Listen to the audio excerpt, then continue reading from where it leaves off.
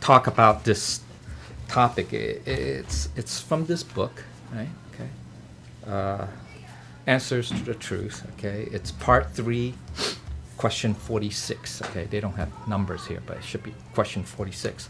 And the question is, what are the meanings of, okay, quote, predestined to encounter, unquote, and quote, chance to participate, unquote.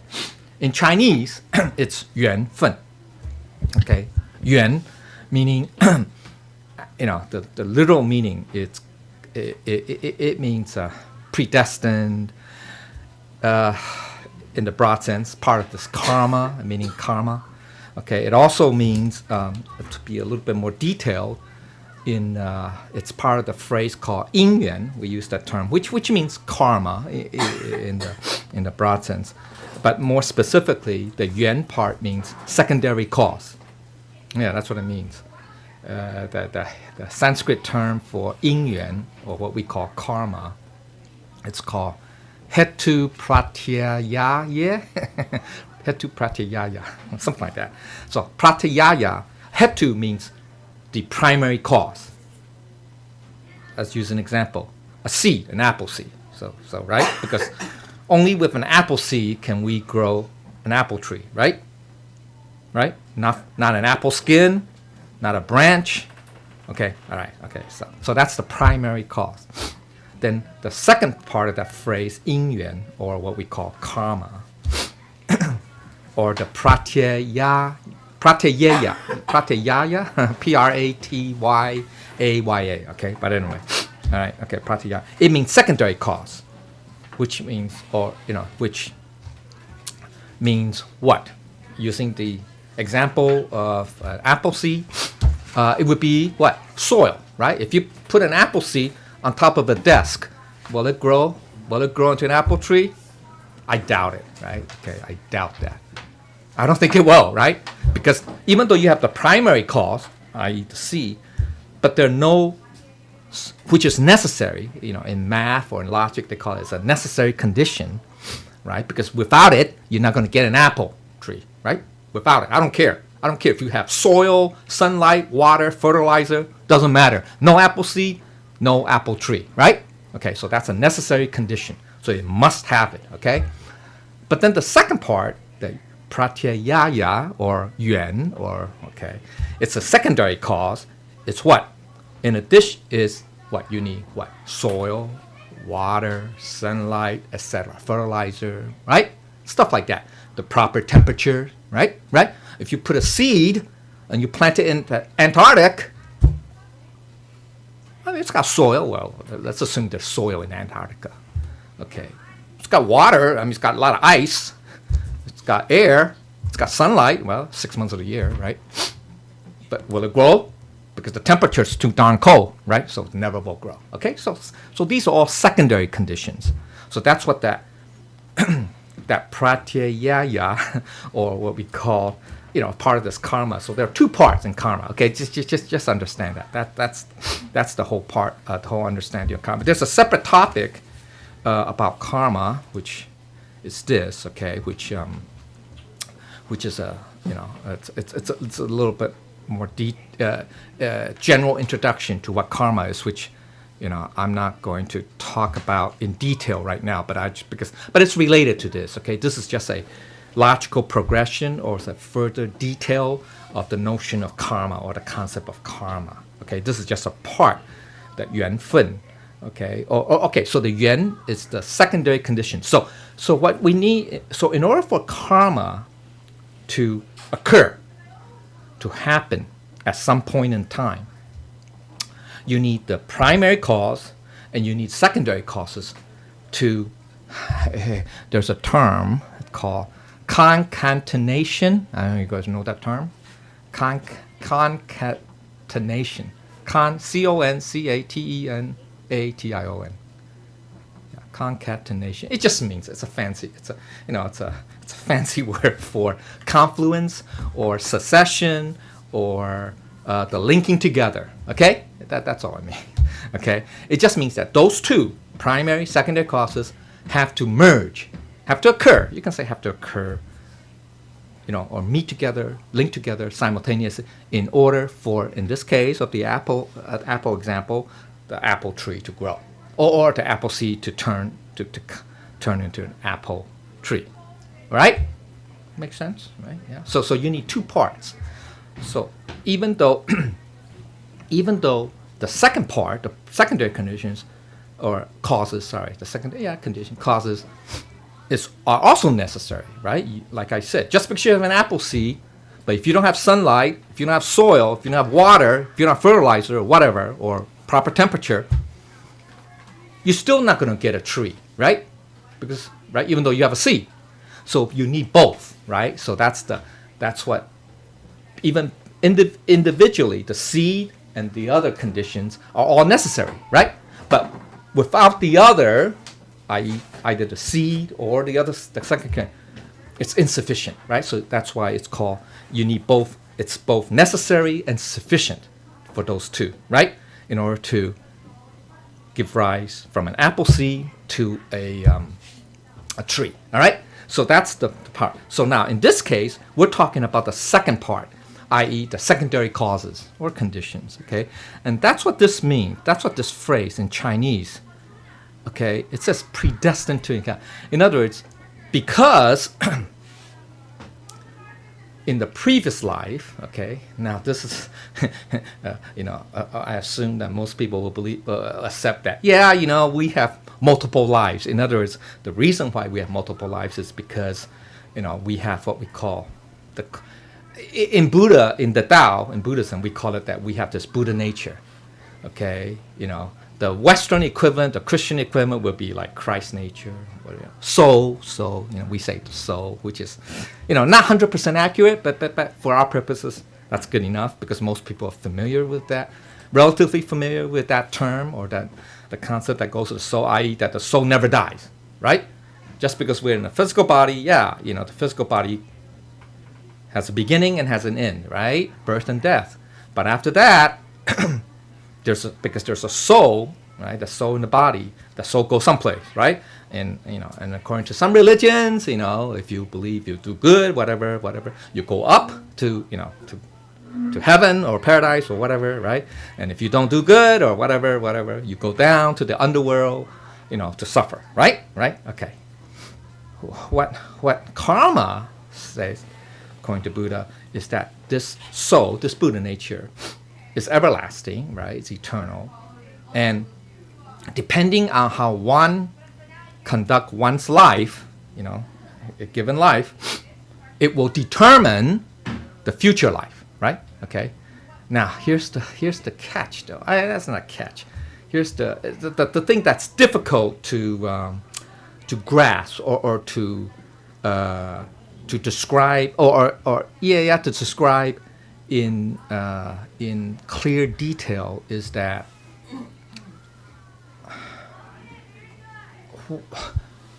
because there is no absolute cutoff at t equals 0, let's say time is at the beginning of time, we start here and then we started whatever our lives, and then whatever we did plus good or bad, plus or minus, and then that would determine the next life, t equals 1, t equals 2. It's not as simple as that. We cannot, that's a very linear approach. And the problem with karma, remember I said about the primary, secondary causes, is that the primary cause could also become the secondary cause. The secondary cause could also become the primary cause. Whoa! See, so that's the scary part. And use the apple tree as an example. Okay, yeah, you have a seed. We say that at this moment in time, the seed is the primary cause. So that's true. That's true. But where did the seed come from? Right? It didn't come from nowhere, right? It came from an apple, right? Right? A fruit. Right? And the fruit is a result of something else previous. So you get it? So, okay, this is, it's a little bit more advanced. It's in Avatasaka Sutra. It's in Avatasaka Sutra. It's here, okay? It's here. Okay, or this, this. Yeah, you can look at it this. Okay, so that's why you cannot say that, oh, this is the cause, the primary cause, and it's always the primary cause. Haha. Or this is the secondary cause, and it's always that. You get it? It's intertwined. It's intertwined. So it's not linear. It's like the only reason why such and such is a primary or secondary cause is based on the timing. The timing. Yeah, the timing. Understand? Or the period. Okay. All right. So now, okay, let's okay, if we could wrap around. So now when we say predestined to encounter, it means that the secondary cause we had in the previous life, we planted a seed. Let's say that was a primary cause. And specifically, because this is in generality, what this question, or the series, it's with regards to cultivation or not cultivation. Let me step back. It's with regards to encountering the Tao. Okay, we call it the Tao. Encountering, you can say, okay, Buddha's teaching. You can say, more general, okay, or more specific. Sorry, okay, encounter. So in our previous life, not necessarily just the immediate previous life, who knows? We don't know how many lives, okay? It could be many, even perhaps even eons, okay, whatever, okay? That we planted the seed back then, okay? So that then now, based on the secondary conditions, okay, the secondary, the yuan part or the pratyaya part, it now converges or confluence such that the conditions are ripe, such that then we have the opportunity to hear about this Tao. Get it? Okay, we have the opportunity to hear. We have the chance, okay, it's ripe. The conditions are ripe such that, in this life, in at such a time, you met a friend, a classmate, or a coworker, or a neighbor, whatever, who mentioned to you, this thing called the Tao, or something like that, or somebody gave you a booklet, about the Tao, or you went on the web and inadvertently somehow you click on a link and it leads you to this thing called the Tao, whatever. Okay, so that's what it is. All right, so that's what we say. It says predestined to encounter. It just means that you have the affinity, the likelihood, the propensity, the likelihood to encounter or to hear about the Tao, okay? Or read about the Tao, or to meet somebody with the Tao, all right? About the Tao, okay? So that's what the yuan part means, okay? The pratyaya part, okay? So, all right, now, what's the fun part? Fun is the second phrase, okay? All right, it's a chance to participate. I mean, it's kind of awkward, but it's not. Okay, the fun means once you have that opportunity to encounter the Tao, in this case, okay, we call it the Tao. Okay, the next step is, what do you do about it? Right? I mean, some people just, hear about it, well, no big deal. Doesn't seem interesting, not for me, whatever, and then just move on. Understand? Okay, all right. But other people, wow, they looked at it and then they started became very interested for some reason. They became very interested, right? They say, hey, this is something that I have some kind of, it's like deja vu, that, hey, this is something that I've been searching for, that, that I wanted answers to the questions I have about my life, et cetera, all right? So, okay, so they're different, right? They're different, levels, right? You have the full spectrum, right? From one end to the other, okay? Now, the chance to participate, the fun part, actually in Chinese, the fun, the word fun, which is a 木旁, right? 是个木旁, the fun, right? 木旁的分跟那个分, right? It literally means a quantity. 人字旁, 对，是人字旁或者木，我以为是木 ，OK。对不起 ，OK. So it could literally mean a portion, a quantity, a time. what the way we should understand it, or one way to understand it, when we say chance, means the level of foundation that we have built up from our previous lives. Make sense? Okay. So in other words, when I use the primary, secondary example, this becomes the primary in this life, even though it's a secondary, based on secondary conditions from the previous lifetime. And this becomes the secondary condition. All right? What I mean by foundation means that in our previous lives, okay, some people have searched, right? So that was the seed, the primary seed. But it depends on the degree to which they searched. Did they say, hey, I want to really learn or, study about the truth or meaning of life and all that stuff, and I'm willing to, example, be a vegetarian, to show compassion to living beings, willing to help others, to learn about the truth, etc., etc. All those different things. You get it? So the more you're involved in it, right? The more involved, the more solid a foundation you would have. Understand? Okay. So then, in this lifetime, we planted the seed, right? The primary condition, so that in this lifetime, the conditions are such that it's possible, or it's more likely for us to encounter this Tao.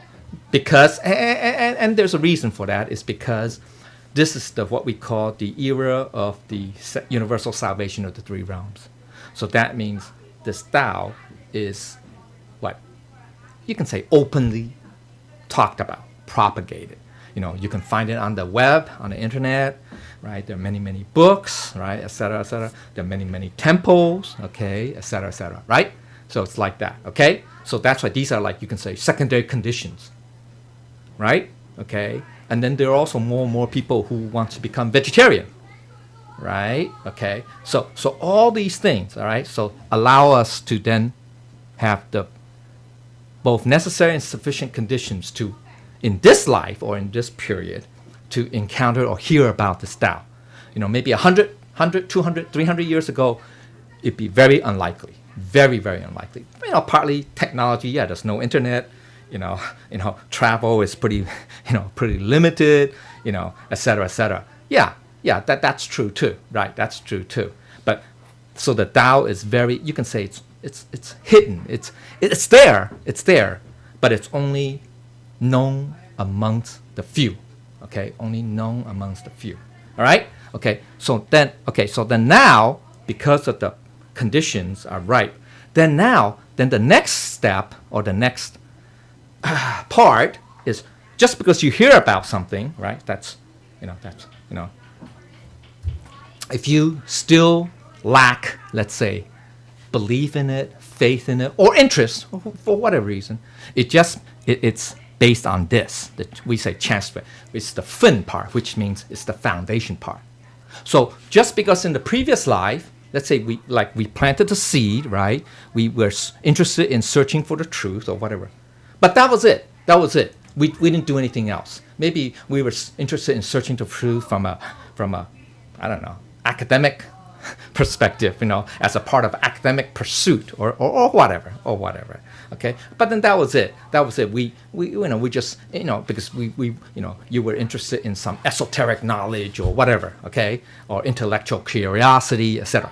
But that's it. We didn't do anything else beyond that. Okay, so then in this lifetime, even though you do have this, right, this piece, right, because from previous life you pursued, right, you were searching for something, right, truth. So then under the proper conditions, it's ripe, so that then you would, in this lifetime, hear about, hey, this thing called the Tao, But then that was it. You just say, okay, that sounds interesting. But that's it. You understand? So I'm talking about one extreme, okay? I'm using just an example. So then that means this chance to participate would be very low for that person. Understand? I.e., because their foundation is not deep, haven't taken root, so that, to them, this would be just an intellectual curiosity or something like that. Make sense? Okay. Now, that's one extreme, right? That's one spectrum. The second half, the other extreme is, for some people, they have the opportunity to also encounter the Tao, okay, in this lifetime.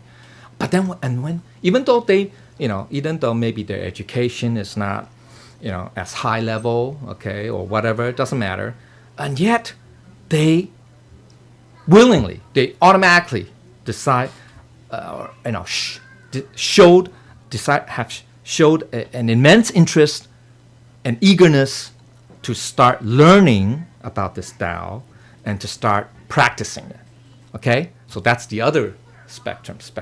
Okay, that's it. And the reason for that is because they had, in their previous lives, established a very deep foundation for wanting to learn about that truth. Okay, all right, makes sense. Okay, so that's why it says, when one has encountered truth in previous life, one develops and strengthens one's faith upon hearing the Tao. Okay, so that's right, the primary cause there. Okay, and then one who fears. Okay, that means the person who, in their previous life, have pursued very diligently, or let's say, established this firm foundation.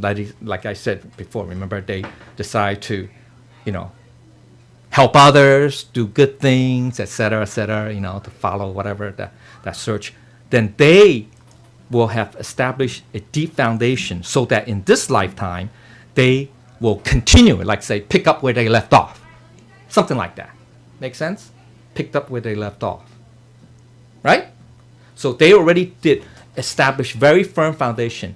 It is like laid a lot of the groundwork, if you will, foundation in their previous lives, so that in this lifetime, when they encounter this Tao, they say, I almost like deja vu, but it's like somehow there's an attraction, right? An affinity, right? We say affinity, to this Tao, that they automatically, they don't need to be persuaded to say, hey, you should learn about this, or you should practice it. You know what I'm saying? So that's what this fun part means. So it's like a foundation. You can, both these are, you can say, opportunities. Yeah, one is opportunity to encounter, to hear about this Tao, for example. The other one is the next step, the follow-up to that is the part A part, this part A, right? It's to continue or to participate, to further develop, to further strengthen, right? Their knowledge, understanding, and practice. Okay? So that's what yuan fen. Okay? So I don't know why they say one who fears fun. Yeah, I mean, and there are examples. There are many examples in past history too. Okay? One primary example is Sixth Patriarch. That's a very that he was illiterate. He was illiterate, but because his foundation, so he heard about this because he was a bodhisattva before then he incarnated. Okay, so he had the opportunity to hear about this Tao. When he heard somebody, was reciting the Diamond Sutra, he woke up. He goes, hey, yeah, that's something so marvelous. That's what I've been waiting to hear. Okay, and then he automatically dove in to say, I want to pursue it. I want to follow it. And so that's the fun part, because he has such good solid foundation, even though he was illiterate, by the way. Okay, so you don't have to have a PhD to we say participate, or to, you can say, to develop or progress. Okay, about the Tao. All right. So now this is what Confucius said. Confucius said that now there are two parts. I don't know why it missed some part. It says. Confucius said, he said, who does not learn in childhood possesses no skill when growing. He who does not learn at the hub. Basically, what Confucius is saying is that even though you may have this, you may encounter this, Tao, right? Okay, so he's using childhood as a, when you're growing up, right, as a metaphor. But if you don't wish to learn, right? If, as a young child, let's say, hey, I'm a truant. I don't like to. I cut classes. Hey, classes are, not meaningful. Useless in my life. I rather, I don't know, hang out on the street corner. Smoke and drink and whatever. I don't know, whatever. Okay, all right. But then when they're growing up, when they become adults, they know nothing. Right? They have no skill. So that's sad. So and also he also said then but that's not too late. Even in adulthood, if you do not learn, then as you age, as you get older, you become more distressful. Okay? And basically what Confucius basically this is basically saying is that when we have the chance to learn something, to learn about something, we should seize the moment, right? Carpe diem, right? Seize the day. Grab that opportunity to learn about it, okay? So you may have this to encounter, right? We heard about it. I heard about this. But then so what? Goes in one ear, comes out the other. No big deal. So we should also grab this opportunity to progress, to learn more, to learn it, to follow it, to practice it, all right? And to help others, to teach others, to guide others, etc. All right? Okay, so we need to have both. Now, this is because this is talking about for people who are cultivators of that. Okay, who are okay. So basically, what Confucius is saying is that one of the biggest human frailties or failings or misconceptions is that we think, in this life, as long as we are young and healthy, there's always tomorrow. Yeah, there's always tomorrow, right? Yeah, tomorrow. I can wait for tomorrow. I can wait until I get older. I can wait until I'm established. I can wait until I have a family and the kids are grown up, and then I can devote my time to, learn and practice the Tao, etc., etc. That's a big, big, big misconception, according to Buddha. Because we cannot guarantee that we will wake up tomorrow morning. There's no guarantees, right?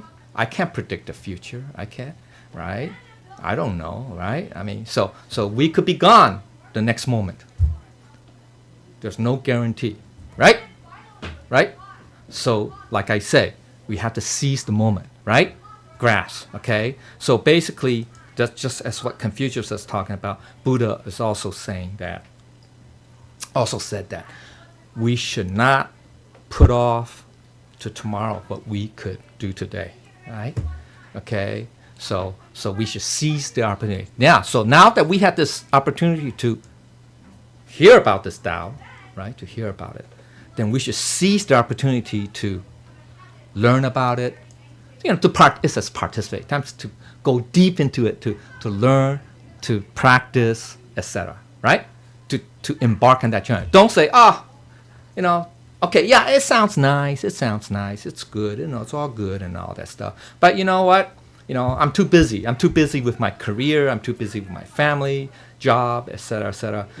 Let's wait. I'll wait till tomorrow. Wait till next year.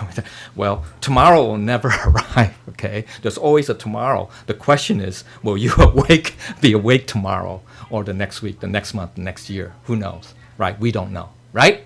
Okay. So that's why basically, when a lot of times in this Tao, we encounter many people who have the opportunity to come to the temple and receive the blessing and to say, oh yeah, the Tao is, it's good, it's a good Buddha blessing, that. And then you never see them again because they don't have this foundation to continue to learn, to continue to progress. Because why? Because they're busy with their careers, they're busy with their families, their lives, etc., etc. They figure, hey, as long as I receive the blessing, and there are no big disasters happening, I'm hunky-dory, I'm fine, I'm okay. Okay, I'm still healthy, okay, I'm still young, whatever.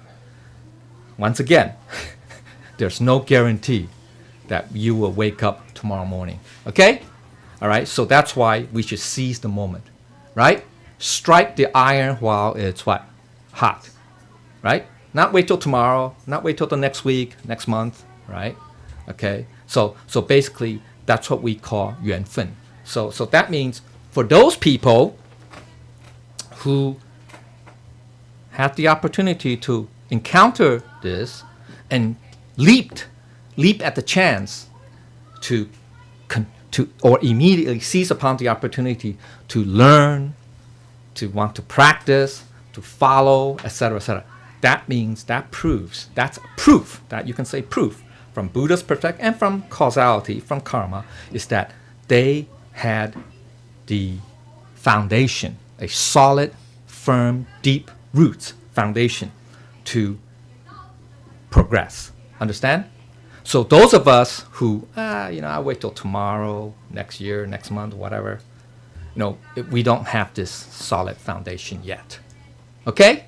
All right? So basically that's the 缘分. Okay? So that's what it means. All right? Now, this is part of karma. You can say it's a subset of karma. It's a further, more detailed part of what we call karma. Okay? Because karma is very broad. All right? There's a specific topic. Like I said, we had this before. All right? It's very, this goes into some detail about karma. Okay? So actually, the whole notion of karma is based upon the the second noble truth. Anybody want to know what the second noble truth is? Yeah. Anybody know what the second noble truth is? Right. The cause. What is the cause? Let's see. I don't know if you guys can read this. Let's see. 四圣谛. Where is it? Yeah, here it is. Okay, the Four Noble Truths. Okay, so the first one is existence is suffering, dukkha. That is, our physical phenomena is based on it's conditional, it's conditioned. So the second noble truth is cause or source of suffering is this. Okay, so that's the why part. Okay, so if we could understand the cause of suffering, why is the first truth say life is suffering? That's the why part. Okay, that's the why. Okay, it's because of karma. It's because of karma, or karmic affinity. Is all right. Okay, so that's what. Okay, so that's part of the Four Noble Truths of which is the first part of the first Noble Eightfold Path. Right. Okay, part one of the Noble Eightfold Path. Okay. All right, so that's called proper view. Okay, so Buddha said that's proper view. What's a proper view? What's the correct view? For our purposes, you can say correct view. The correct view towards enlightenment, or leading one towards enlightenment. That's what Buddha called it. Okay, is that we have to understand the Four Noble Truths. Okay, that's part of the progress towards having a proper view. All right, okay. All right, so karma is part of this. Okay, it's number two. It's the second one. The cause deals with the cause. Okay, all right. So all right. So I don't want to. That's pretty much this topic. I mean, let's go to the second topic. Second one. Okay, which is the question is how can one accumulate merits after we call receiving the Tao or receiving the blessing or the three treasures? Okay. All right. So,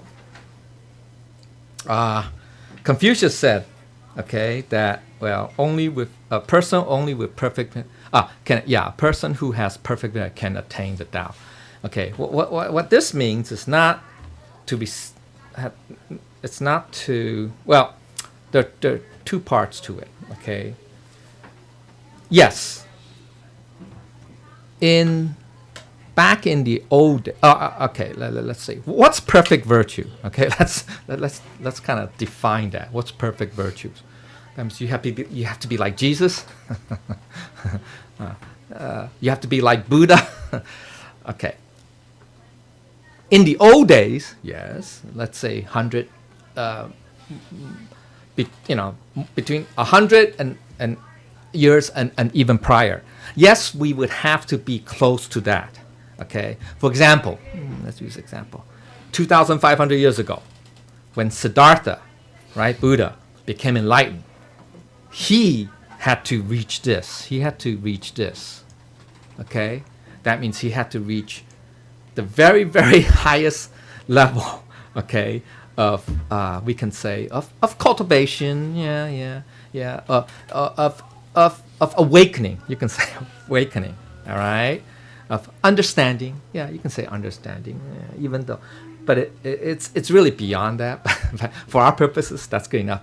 Only then, when he attained this level, can we say attain the Tao, meaning you can say attain enlightenment, okay? And then that's called, there's a term called Anuttara Samyak Sambodhi, or translated into English, it's unexcelled or unsurpassed supreme perfect enlightenment. Whoa, yeah, okay? Or, in the Sanskrit, Anuttara Samyak Sambodhi, okay? Anuttara Samyak Sambodhi, okay? So you have to have that in order to become perfect and attain perfect enlightenment. In this case, that's what I mean by attain Tao. Okay. Now, for our purposes, in this period, we call this period of the universal salvation of the three realms.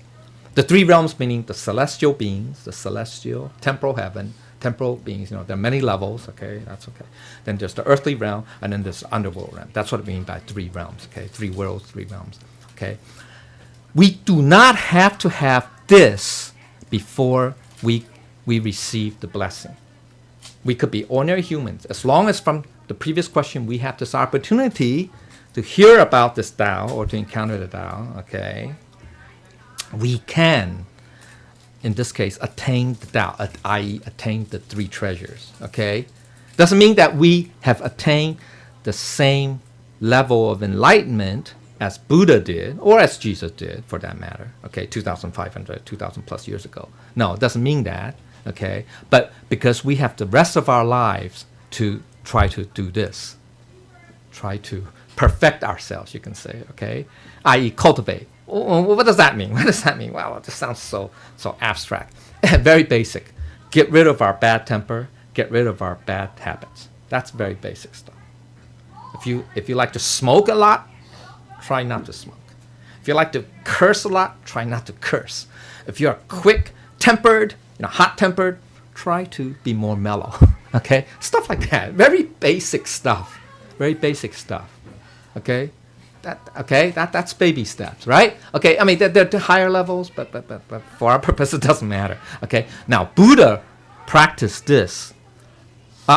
He tried to reach that level in roughly, I think, six years. Some people say, it depends on different translations. Some say 6, some say 9 years, okay? And he really tried the hardcore practice method. You know that, right? It's called asceticism, ascetiism,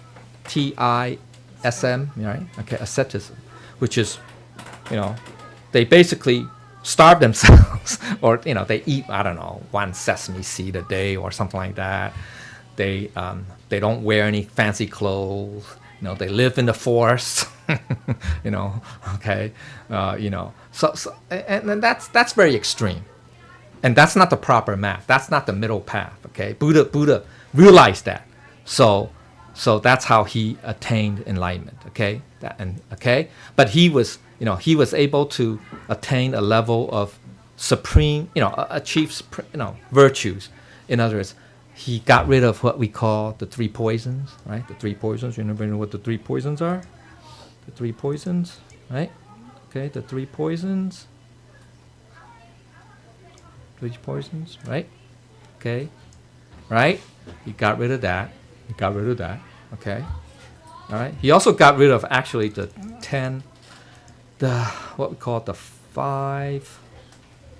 5 keen views and the 5 dull views right here. Okay? He got rid of all of that. Okay? So he got rid of this. These are the 3 poisons right here. Okay? He got rid of arrogance and doubt. Okay? And also he got rid of all this. Okay? The view of the ego, view of, the extreme views, deviant views, stubborn views, and rigid views. He got rid of all that. We all have some of this, right? We all have. We all have right now. None of us can claim that we have no ignorance. I think we all have some pride, right? Some arrogance. Oh, I learned so much, Oh, yeah, I know more than you. Yeah, okay. And we all have some doubts, right? A lot of doubts. We all have an ego, right? We all have some ego, right? Some more than others. We all have some extreme views, right? We all have some kind of perverse views, like we don't believe in causality. Yeah, hey, or we don't believe there's quote unquote life after death, or that the soul lives on, or whatever. Okay, all right, or that don't believe that there's heaven and hell, or whatever. Okay, and then we have stubborn views, right? The four inverted views. That's okay. Well, and then also rigid views say, oh, the only way I can practice is it must be this. That's it. No change. Yeah. Okay. So, all right. So what Buddha did was that he understood that his rigid view was wrong, because that asceticism, right, was a very rich. It's also very extreme too. It's an extreme practice, but it's a rigid practice. Okay. So he understood that. So if we can get rid of all this, whoa, we're Buddha. We're enlightened. We attain true supreme enlightenment, or perfect virtues. All right, because our Buddha nature, okay, has what we call the four immeasurable minds. You know what the four immeasurable minds are? Right here. Let's do this.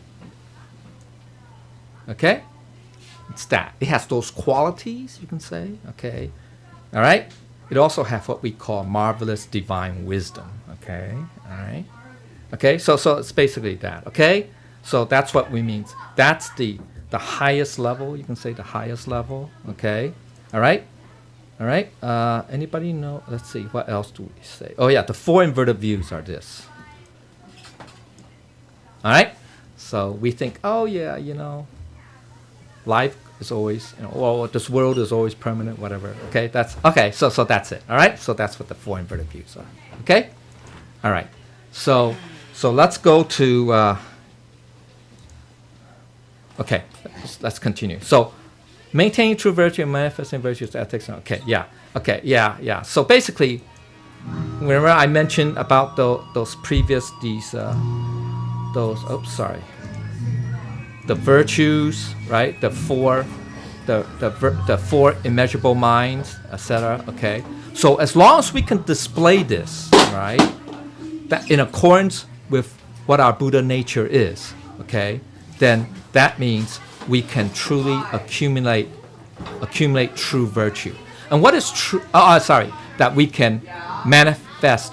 So the manifesting means to express, to show, to practice a virtue is part of what we call ethics and morality.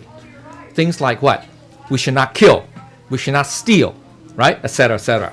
We should not lie. Okay? So if we do not do that, if we do not follow ethics and morality, then you can say we're like the devil. We're evil. We're evil. Okay? So that's what it is. Okay? That's what evil is. Or we say, Christians would say sin. That's what a sin is. Okay? All right. Now, so how do we accumulate? Okay, yeah, it's the same as establish. What it means is people say, well, okay, so how do I do this? Establish. That means what you have to do is you have to show it. You have to express it. You have to do it.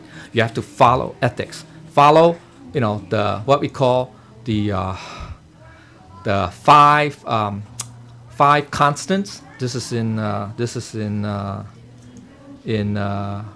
Confucius. Okay, Confucius.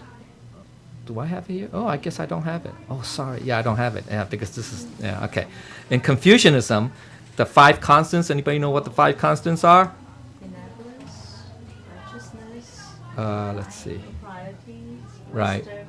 Right. Let's see. Where's cultivation? I don't have cultivation here. Proprieties. No. Okay, sorry. I didn't get the... Damn it. Oh, here. Okay. Okay, which one is it? Okay.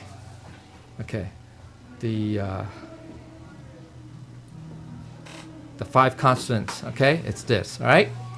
Okay? All right? And then there are 8 virtues, okay? All right? Okay? This is in Confucianism, okay? So now,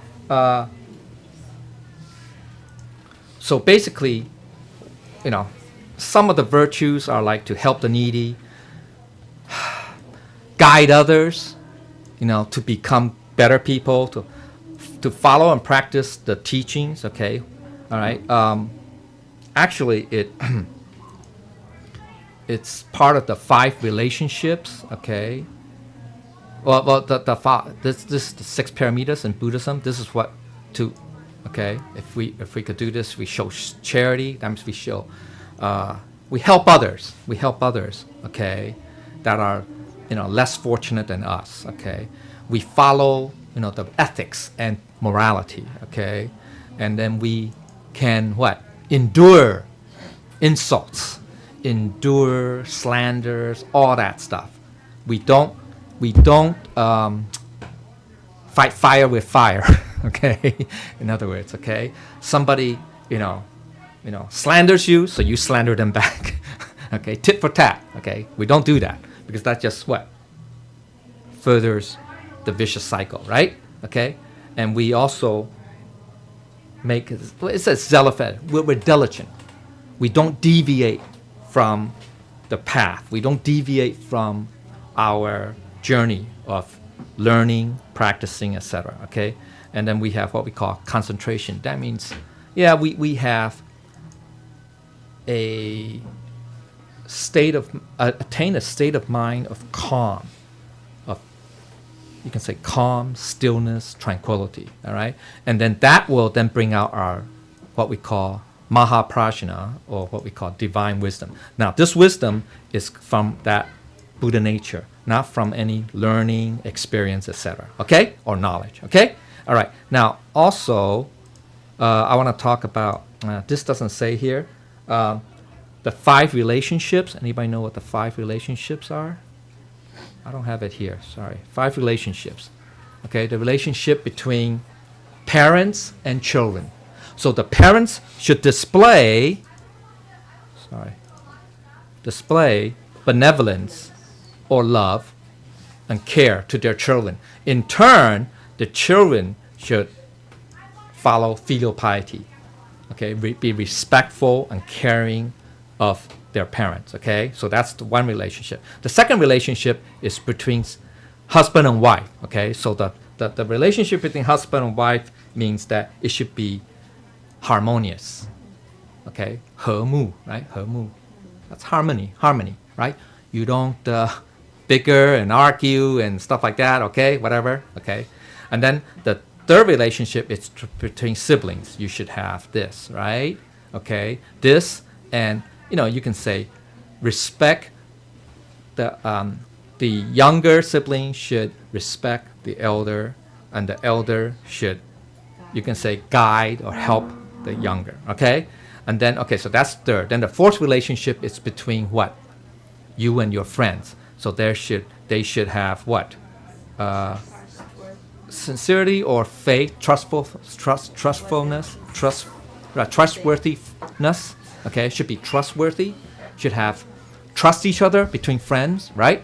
Okay, and then the last relationship is between you and either your superior or your subordinates. Okay, all right. So that means to superiors we should be loyal, right? To our subordinates we should be not fair, but something that translates fair. It should be proper. That means, you should be fair. Yeah, fair is part of it. It means that you should care for them, and also you should not be corrupt.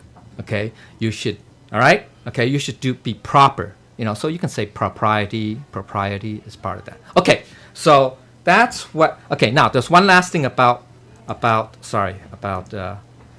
virtue, is that to establish the highest level of merit is to what?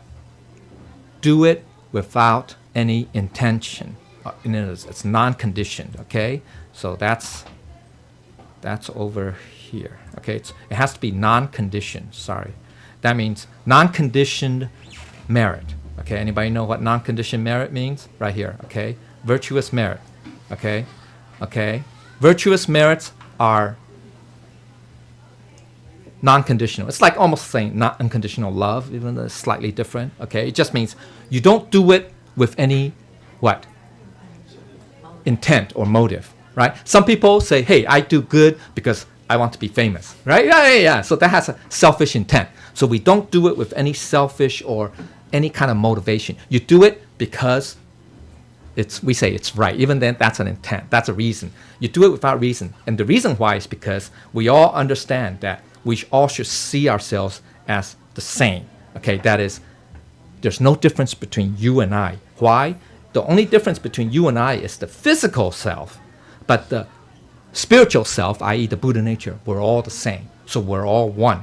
You understand? So therefore, it should be quote unquote natural, or that's the way it is. It should be that, because that you were willing to help others without conditions. Get it? So that's the highest level of merit. It's called virtuous merit. Okay? Now, if we do merit with conditions, that's condition, mundane merit, then the problem is that type of blessing, that it's limited. Get it? It's limited. Okay? All right? So yeah, there are people do it because I want to be famous. Oh, I want to, I have a foundation. I'm a philanthropist or whatever, whatever. Okay, I mean it's not bad, but it's understand that type of merit is limited. Understand? So Buddha's idea of supreme merit is not that. It's that you do it without conditions. Okay. All right. I hope that's.